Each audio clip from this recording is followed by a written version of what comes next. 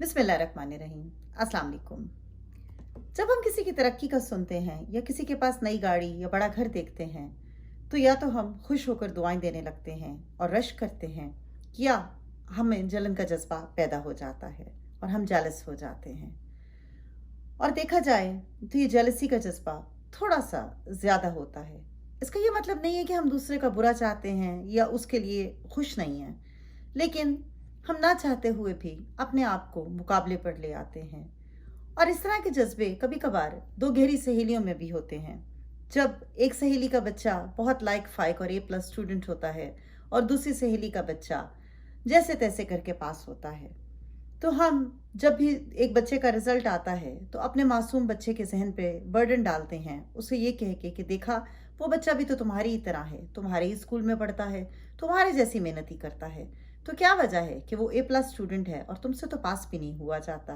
और हम अपना ये जज्बा ना चाहते हुए भी अपने बच्चों में ले आते हैं और बच्चे बजाय दोस्ती करने के एक मुकाबले में लग जाते हैं।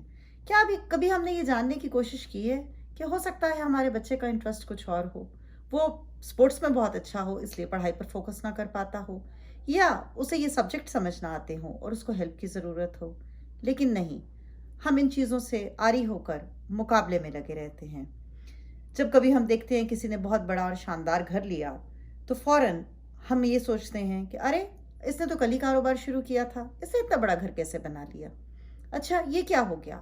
उसके हाउस वार्मिंग पार्टी पर भी हम खुश होकर दिल से उसमें पार्टिसिपेट नहीं कर पाते। कभी हम अगर ये सोचें कि इन जज्बों से हमारा फ़ायदा क्या है और दूसरे का नुकसान क्या है, तो यकीन जानिए ये जज्बे हमारे दिल में नहीं आएंगे, क्योंकि इसमें सिर्फ नुकसान ही नुकसान है, और वो भी दूसरे का नहीं, अपना।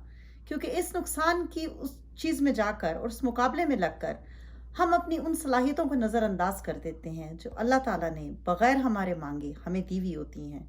बस ज़रूरत होती है अपने उस हुनर को पहचानने की और उसको पॉलिश करने की। तो आइंदा कभी भी अगर हमारे दिल में ऐसा कोई जज्बा आए तो हमें कोशिश करनी चाहिए कि हम अपनी छुपी हुई उस सलाहियत को पहचानें जो दूसरे से हमें मुनफरिद करती है। और क्या पता वो जज्बा और वो सलाहियत हमें दुनिया में वो मकाम दिला दे जिसका हम सोचते ही नहीं है। As they say, true confidence has no room for jealousy or envy. You just have to see if you are great, then you have no reason to hate. जो लोग इस दुनिया से चले गए हैं उनकी मग़फ़िरत के लिए दुआ कीजिएगा, जो बीमार हैं उनकी शफ़ायाबी के लिए दुआ कीजिएगा, और अपनी दुआओं में अपने फ्रंट लाइन के हेल्थ केयर प्रोवाइडर्स को मत भूलिएगा।